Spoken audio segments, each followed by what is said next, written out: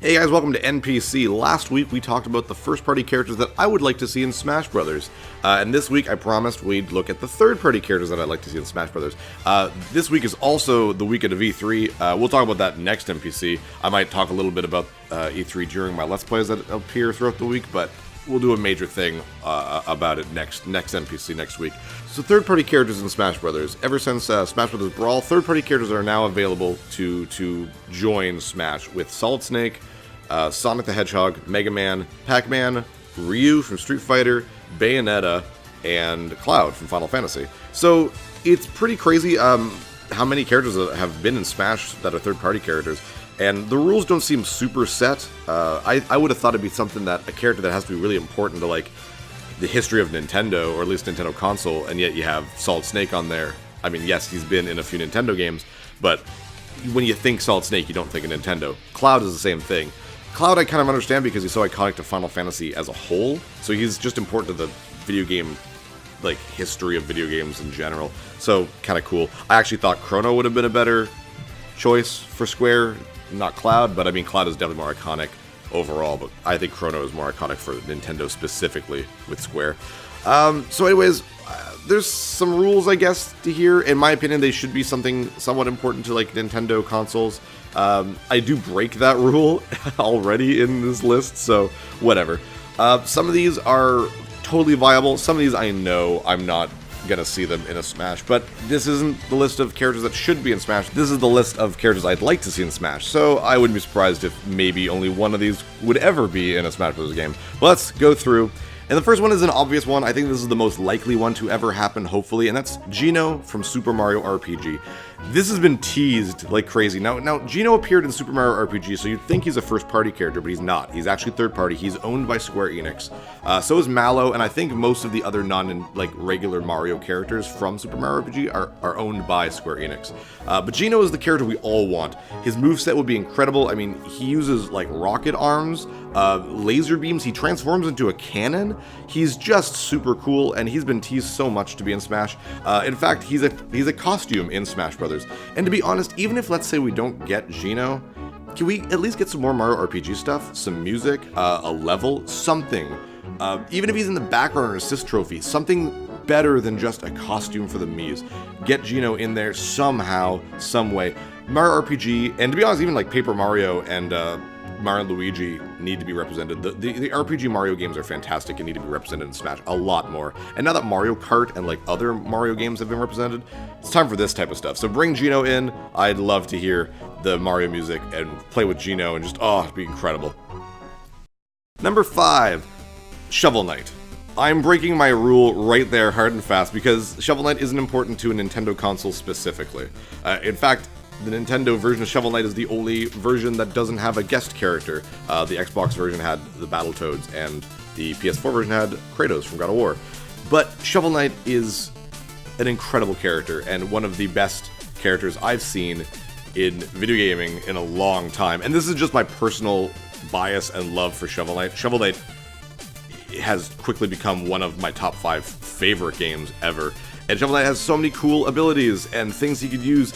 It'd just be incredible to see him in Smash. He'd fight so cool. And Jake Kaufman's score in Smash Brothers and a non-8-bit thing in the levels, and the Black Knight could easily be a different form, a different skin for Shovel Knight. Even put Shield Knight in there as a different skin. That'd be kind of cool.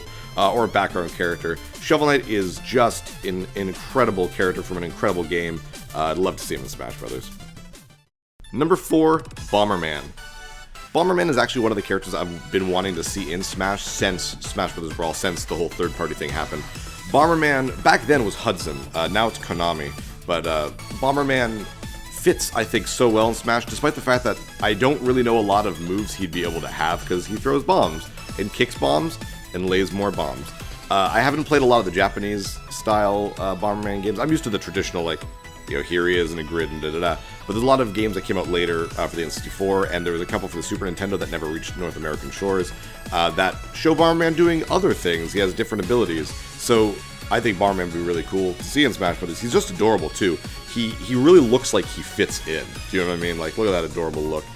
He's also one of the few characters I think third-party wise, it hasn't changed his appearance all that much. Some styles have changed here and there, but he's Bomberman. And I mean, there's the awesome Xbox 360 Bomberman. Even he could be in there, of course not. But yeah, Bomberman just be really cool.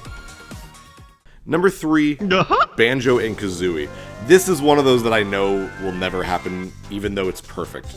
I don't think there is another character out there that symbolizes third-party support for the N64 quite like Banjo and Kazooie. They would be absolutely perfect for Smash Brothers, and just like Bomberman, I've been wanting them in there since Brawl, even though technically they are now owned by Microsoft through Rare. So that's why I don't think it's ever going to happen. But, I mean, it's still just such a good idea. The amount of movesets would just be incredible. Having Banjo and Kazooie there, anything Rare-based, to be honest. Rare was such a great help for Nintendo for the longest time that this would be a cool, like tribute to them. Microsoft is even, well, maybe not Microsoft, but Rare has stated that they would like to see that happen, and I don't think it's going to happen because Nintendo wouldn't be like, yeah, put a Microsoft character in Smash Brothers. I mean, Minecraft is for the Switch and Wii U, and that's owned by Microsoft, so you never know. But yeah, Banjo-Kazooie, get them in there. That'd just be incredible. Number 2, Billy and Jimmy Lee from Double Dragon. When I think Double Dragon, there's only one console I think of, and that is Nintendo. And I know it's an arcade game, and I know it came on other consoles, but when you think of Double Dragon, it's this game. This game right here, with that incredible music. Double Dragon, classic Double Dragon. It's just one of the best beat-em-ups ever. It's just incredible. Martial art moves, it'd be so cool, getting the whip, getting like a big barrel, a level on top of like a skyscraper from like wherever the streets are from Double Dragon. And the crazy part is I actually don't want this version of Double Dragon in there. I want this version of Double Dragon in there. Double Dragon Neon was the perfect revival for Double Dragon, and these character designs are incredible, and it's so 80s and cheesy, and that's an attitude that I want for Smash Brothers. A reinventing of that character would just be incredible for Smash, and who knows, might even branch off into bringing more Double Dragon Neon, because after Neon came out, they tried making more Double Dragon like remakes, and they were all kind of terrible compared to Neon. Neon is where Double Dragon belongs, in my opinion, at least for now, and Double Dragon belongs on Smash Brothers. And number 1 is Simon Belmont from Castlevania. Simon Belmont was Konami to me for, I don't know, 10, 15 years. Castlevania was what Konami was all about, so having Simon Belmont in Smash Bros. Would be incredible. And not only would it be like Konami's classic Nintendo-style franchise on there, but you'd actually be able to play as every character from Captain N. And how cool is that? I mean, they could even make some weird, vague reference to it in like one of the event battles or something like that. And by the way, when I say Simon Belmont, I mean this Simon Belmont from actual Castlevania 1. Maybe a more modernized version of him like this. That's Simon Belmont, not this shit. That is not Simon Belmont. The way Konami now redesigns Castlevania characters, they look like garbage. They look absolutely terrible. This is not Simon Belmont. I don't want this shit in Smash Brothers. I want this. Classic Castlevania. It's obvious too, with the whip and all the sub-weapons. It's just take some things maybe from Symphony of the Night or other games. I mean, there's so many Castlevania games and a lot of abilities from there.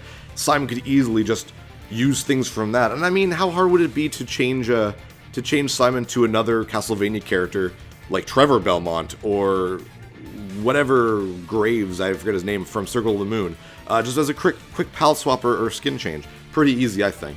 These are my 6 characters. Tell me what you think. Who do you want to see in Smash Brothers?